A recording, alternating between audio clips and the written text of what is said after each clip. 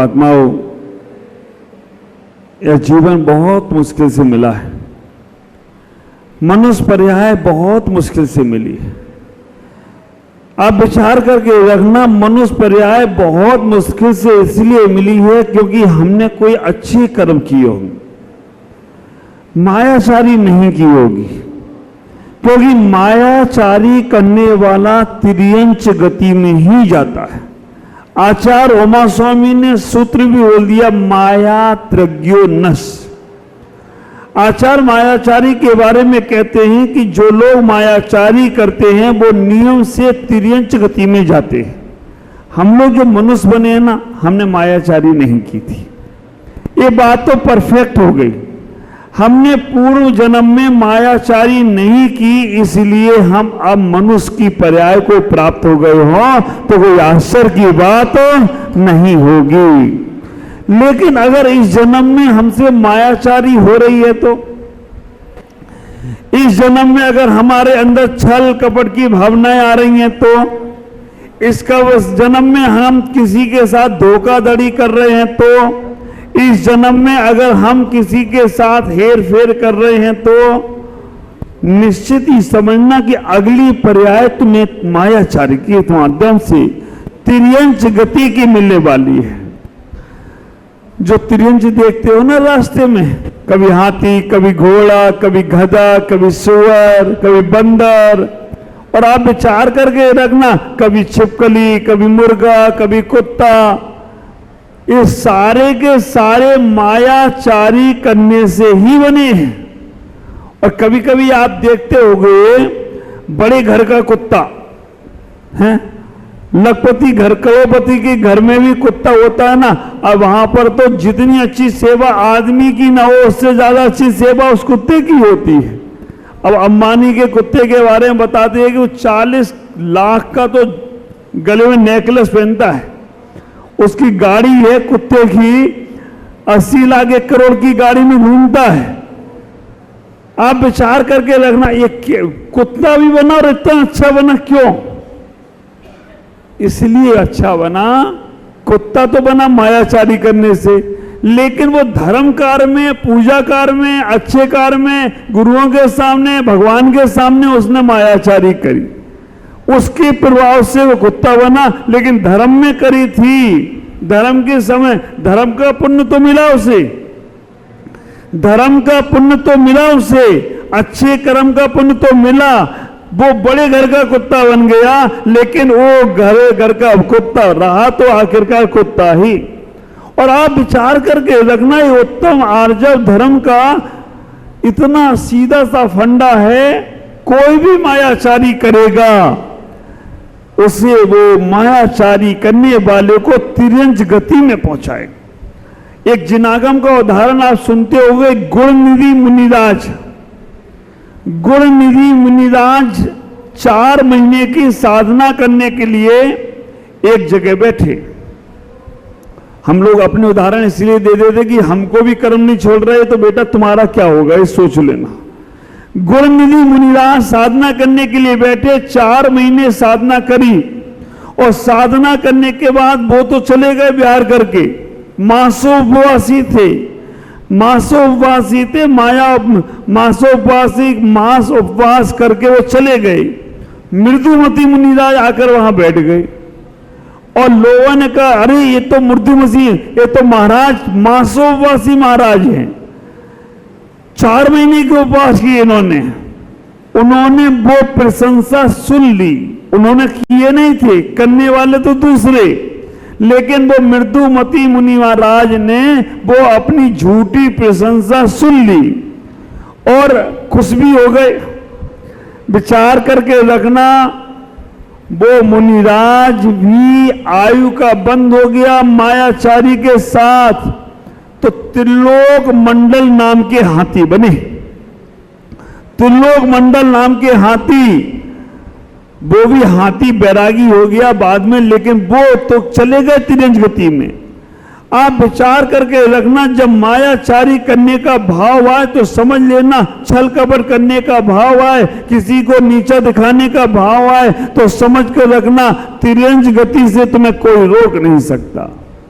कैसे कैसे भाव आते हैं, छल कपट करने के भाव, मायाचारी के भाव कहां कहां आते हैं। आप विचार करके रखना। कहते हैं ना, मुंह में राम, आगे की बात आपको बोलना है, मुंह में राम, ये किसके भाव हैं? मायाचारी के। आप विचार करके रखना, गंगा गए तो, जमुना गए तो, ये किसके भाव हैं? मायाचारी के, है ना। रघुपति राघव, जैसा मौका, ये किसके भाव हैं? आप विचार करके रखना, रघुपति राघव, राजा राम, और जैसा मौका वैसा काम, मायाचारी करने वाला। मुंह में राम, बगल में छोरी। अब विचार करके रखना, मायाचारी करने वाला, जहां देखी तवा परात, वहीं गुजार दी सारी रात। विचार करो। बिन पेंदी का लोटा कोई समझते हो ना? मुरादाबादी लोटा, मुरादाबादी बोल दो, बाकी का सब समझ में आ जाता है। और वैसे इतना ना बोल पाओ तो बीपीएल बोल दो। बी माने बिंद, पी माने पेंदा, एल माने लोटा। बीपीएल में उसे अच्छा भी लगेगा और अपना काम भी हो जाएगा। आप विचार करना, जो लोग ऐसा मायाचारी का भाव रखते हैं, समझ के रखना, वो जीवन में कभी भी सफल नहीं हो सकते हैं। और तो और तन के उजले मन के काले। आप विचार करके रखना, जैसे ही कैमरा घूमा, आपकी पूजा की स्टाइल बदल गई। वैसे तो कर रहे थे अर्घम न पामती सोहा, फिर तो जय जय नाथ परम गुरु होई। तो आपके अंदर ये भाव क्यों आया? लेकिन इसलिए आया, महाराज फोटो तो कम से कम अच्छी जाए। आप विचार करना, 2 मिनट के आनंद में तुम्हारा 2 मिनट 30 सेकंड की मुस्कुराहट में तुम्हारा चित्र अच्छा हो जाता है। अगर जीवन भर मुस्कुरा लो तो जीवन चारित्र अच्छा हो जाए तो कोई आश्चर्य की बात हो। 30 सेकंड की मुस्कुराहट में तुम्हारा चित्र अच्छा हो जाता है। अगर हर समय अपने जीवन को मुस्कुराकर परम लगाने का प्रयास करो तो पूरा दिन तुम्हारा अच्छा हो सकता है। ख्याल करना, व्यापारी लोग मायाचारी करने का भाव रखते हैं, कैसे उनसे मायाचारी हो जाती है। असली में नकली सामान मिलाना भी मायाचारी है। कम में ज्यादा तोलना, ज्यादा में कम तोलना भी मायाचारी है। आप विचार करके रखना, एक प्रकार की, कई प्रकार की मायाचारियां होती हैं। हमें उन मायाचारी से बचने का प्रयास करना है। जो लोग, मुझे तो कई बार आश्चर्य होता है,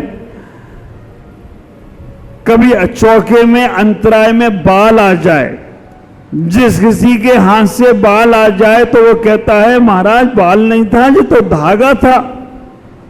क्यों? महाराज को भूखे रहने का शौक आ रहा है क्या? आप ख्याल करके रखो, बाल का धागा बता देते। कई बार तो चींटी आ जाए आहार में तो क्या करते हो? महाराज जीरा है, जीरा। अब ले रहे महाराज केला, उसमें कहां से आया? जीरा। सफेद वस्तु में भी जीरा आ गया। हाँ, आप विचार करके रखना, कभी मक्खी आ जाए तो क्या बोलेगी? महाराज पपीते का बीज है। बारी तुम्हारी बुद्धि। अब विचार करना, कैसे कैसे, और तो और कैसी मायाचारी। वो बच्चा छोटा सा है, अगर वो छोटा सा बच्चा ट्रेन में जाए तो 8 साल का बच्चा 5 साल का हो जाता है, क्योंकि टिकट नहीं लगेगा। और महाराज के पास आ जाए तो 5 साल का बच्चा, हाँ देख लो, अब आप बता रहे हो, 5 साल का 8 साल का हो जाता है कि महाराज बिल्कुल 8 साल का हो गया तो ले लो आर इससे। कहां जाएगी? कई बार तो ये भक्ति की मायाचारी है। आपका पुण्य भक्ति में ले जाने वाला है, लेकिन मायाचारी तो मायाचारी है। ख्याल करना, मायाचारी के संबंध में हम पूजा में पढ़ भी रहे हैं, पूजा में हमने पढ़ा भी है। आप ख्याल करके रखना, मायाचारी के संबंध में हमने पूजा में क्या पढ़ी लाने? पूजा में पढ़ लिया, चोरन के कपट न कीजिए कोई, चोरन के पुर ना बसे। कपट शब्द समझते हो आप? कपट, उल्टा करके देखो इसको, क्या हो रहा है? टपक, जो कपट करेगा वो संसार में टपकेगा।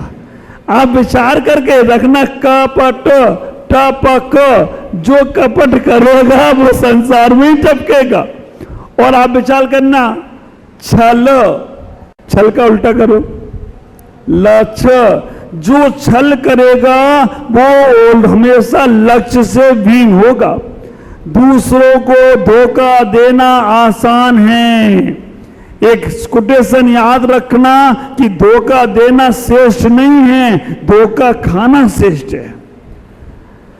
आप कहोगे महाराज कैसी बातें कर रहे हैं? धोखा देने से हम गुमराह हो जाते हैं। हाँ, अच्छा मूर्ख बनाया उसे, लेकिन धोखा खाने से हम सावधान हो जाते हैं। ख्याल करना, धोखा देना श्रेष्ठ नहीं है, धोखा खाना श्रेष्ठ है। क्योंकि दूध का जला, बोलो ना, मठा फूक फूक के पीता है। तो जो जो लोग धोखा दिए हैं ना, तुमने धोखा खाया है ना, तुम बहुत अच्छे हो। धोखा जो ने दिया वो तो बिटक गए, और जिनने धोखा खाया है वो सावधान हो गए कि भैया बचना। आस्तीन के सांप हमने घर में ही पाल रखे हैं। जिन पे भरोसा किया उन्होंने ही धोखा दे दिया।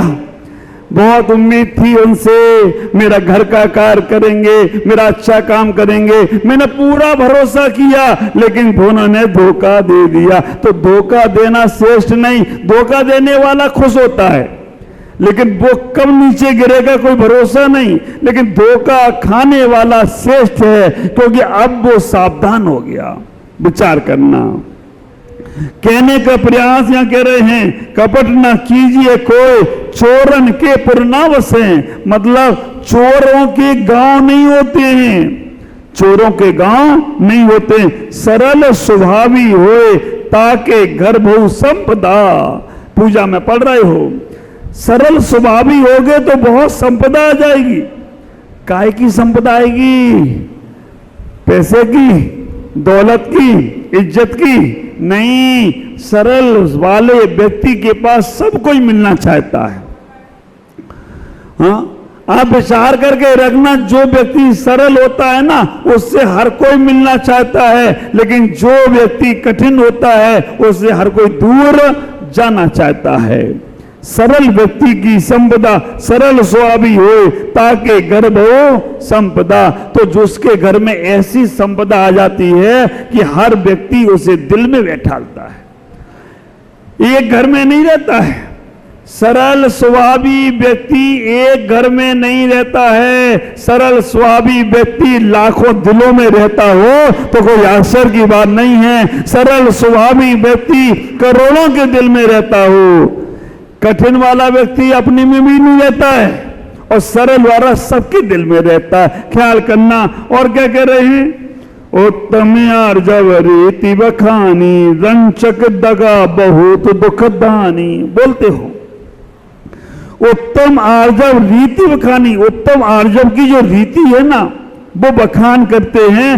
रंचक दगा बहुत दुखदानी।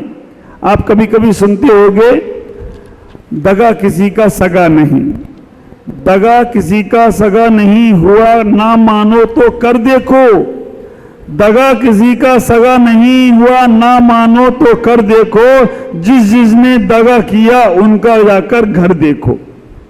कभी आपने सोचा? दगा कभी भी नहीं। दगा का अगर उल्टा करेंगे तो गधा हो जाएगा, है ना? जो दगा दे रहा है ना, वो गधा हो गया है।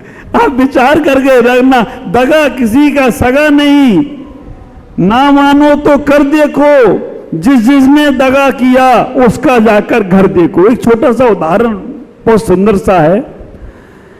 एक भिखारी से रोज बोलता था, दगा किसी का सगा नहीं, ना मानो तो कर देखो। जिसने दगा किया उसका जाकर घर देखो। रोज सुबह सुबह से मोहल्ले में निकलता था। एक आदमी परेशान हो गया, रोज सुनता था कि दगा किसी का सगा नहीं, ना मानो तो कर देखो। जिसने दगा किया उसका जाकर घर देखो। आखिरकार उसने उसे मना भी किया, उसने भिखारी माना नहीं। वो आता था भीख मांगने के लिए, उसे बहुत अपशब्द बोलता था, बहुत गालियां देता था। उसने आदमी ने सोचा इस भिखारी का काम तमाम कर दिया जाए। और आप विचार करना, उसे भिखारी को उस एक दिन उस घर मालिक ने लड्डू दिए खाने को।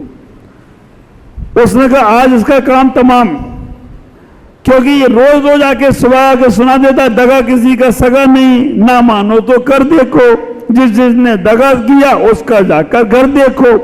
ख्याल करना, दूसरों को दगा देने वाला कभी सफल नहीं हो सकता। हमेशा हमेशा के लिए विश्वास खत्म हो जाता है। उसने उसे लड्डू दे दिए खाने को और लड्डू में मिला दिया जहर। कहा कि आज इसका काम तमाम। भिखारी वो लड्डू लेके गया, क्योंकि भिखारी की आदत थी कि जो दिन भर भूख जो मिलता था सामान इकट्ठा करता था, रात को शाम को बैठ के खाता था। भिखारी वो लड्डू लेके गया, ले जाके उसने रख दिए। घटना यही घटी कि वो घर मालिक का बेटा बाहर से आने वाला था, ट्रेन से आने वाला था और ट्रेन हो गई लेट। ट्रेन रात को 2 बजे 1 बजे पहुंचती है और ट्रेन रेलवे स्टेशन पे ही वो भिखारी रहता था। कोई नहीं दिखा। वो युवा बच्चा उस भिखारी के झोपड़ी में ही चला गया कि भाई रात में बहुत अंधकार है, चारों तरफ कुछ दिख नहीं रहा है, मेरे परिवार के लोग भी नहीं आए हैं और मैं रात यहां रुक जाऊं, सुबह चला जाऊंगा। भिखारी बहुत सज्जन था। उसने कहा कोई बात नहीं बेटा, रुक जाओ यहां पर। रात को वो रुक गया और रुकने के बाद उसने कहा मुझे भूख लग रही है, कुछ खाने को मिल जाए तो बहुत अच्छा रहेगा। ख्याल करके रखना, उस भिखारी ने कहा कि आज मेरे यहां मेहमान आया है, इसे तो अच्छी वस्तु ही देना चाहिए। युवा आया है, मेहमान को वो लड्डू दे दिए। आपको मालूम होगा, पता ही चल गया, क्योंकि वो लड्डू में था जहर। लड्डू खा के वो लड़का तो हो गया। सुबह जब उसके पता किया गया, वो घर के परिवार के लोग आए, देखा कि उनका बेटा मरा पड़ा है। तब वो भिखारी ने कहा दगा किसी का सगा नहीं, ना मानो तो कर देखो, और जिसने दगा किया उसका जाकर घर देखो, पूरा घर तबाह हो गया। ख्याल करना, ये उदाहरण सत्य है या नहीं मालूम नहीं, लेकिन इसमें तत्व बहुत है। क्योंकि जिसने दगा किया, छल किया, कपट किया, छल कपट करने वाले के पास कुछ भी नहीं बचा। हमेशा हम बहुत बार मायाचारी करते हैं। मायाचारी करने वाला व्यक्ति जीवन में कभी सफल नहीं होगा। माया पापों की छाया। मायाचारी, एक पति पत्नी भी आपस में मायाचारी करते, एक दूसरे की बात छुपाते रहते हैं। सास बहू भी मायाचारी करती हैं। विचार करना, जब जब ये मायाचारी का भाव रहता है, तब तक हमारा जीवन संसार में ही रहने का प्रयास करता है। मायाचारी के बाद हमारा जीवन कहां से कहां तक हो जाता है। इसलिए मायाचारी के भाव से हमें बचना चाहिए। आज इतना ही। ओम नमः जय गुरुदेव।